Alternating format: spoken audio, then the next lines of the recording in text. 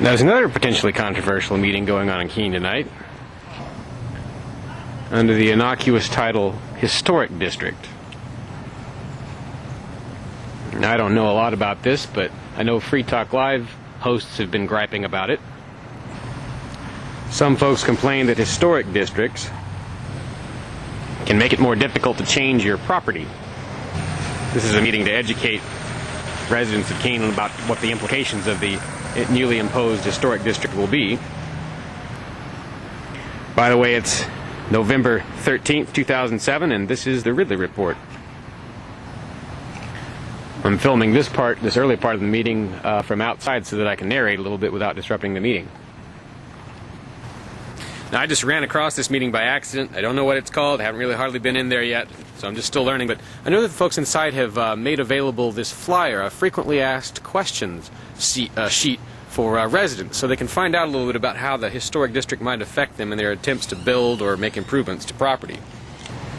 The fact says that citizens will need a certificate of appropriateness if, quote, your property is located in a designated historic district, certain exterior work where there is a change in the design, materials, or general appearance of the structure or grounds requires certificate of appropriateness approval prior to commencing work. A list of projects which are subject to review is provided by the yada yada yada yada. However, on the upside, it says you will not be told what color you can paint your building.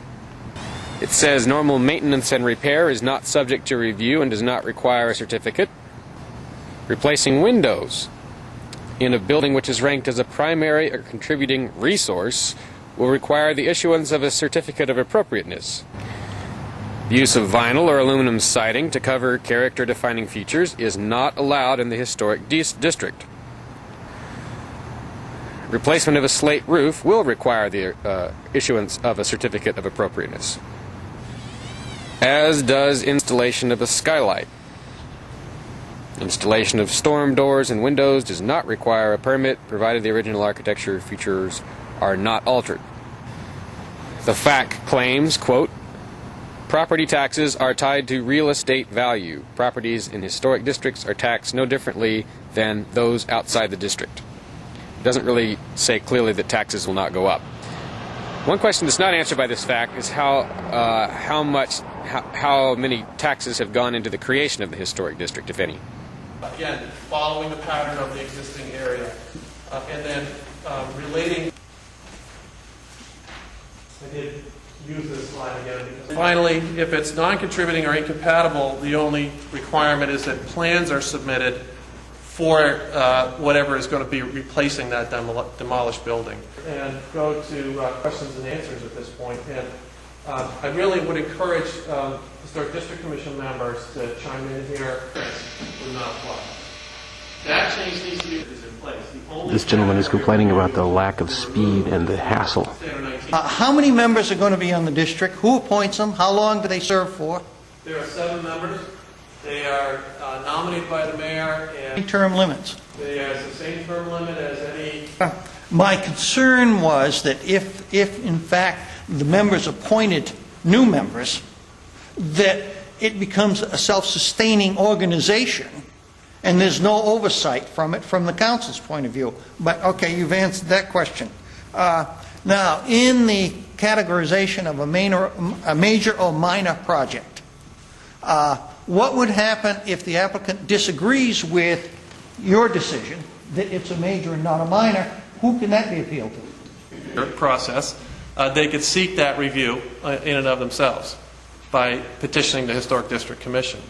If it's the other way around, the applicant could take that decision to the Historic District Commission to evaluate whether staff made the right evaluation, made the right determination. Another complaint just articulated by the gentleman who's standing over there is that he says that people may actually be forced to submit line drawings of neighboring structures before they can make changes to their own structures. And the public official who was addressing the crowd on behalf of the historic district did seem to admit that that is the case. Anyhow, that's just a quick snapshot of what went on at 20 minutes worth of meeting discussing the historic district, I guess I can call it the controversial historic district in Keene. This is Dave Ridley reporting out for RidleyReport.com. This edition of the Ridley Report is brought to you by FreeKeene.com. FreeKeene.com. Are you a liberty activist willing to be on the front line against socialism? FreeKeene.com would like you to consider moving here to Keene. While Keene may have the largest number of liberty-oriented media outlets in the entire state of New Hampshire, there's still a need for more activists. This year, FreeKeene.com is running one candidate for city council, and they want 10 candidates in 2009. Can you help them? Visit FreeKeene.com to see what's happening, including the front page news about Julia Miranda's campaign for city councilor. FreeKeene.com hooks you up with all the liberty media in town. Join the Keene liberty activists and help free the beautiful city of Keene, New Hampshire from the clutches of the government. If you can't move, consider a donation of just $3 a month at contribute.freekeene.com.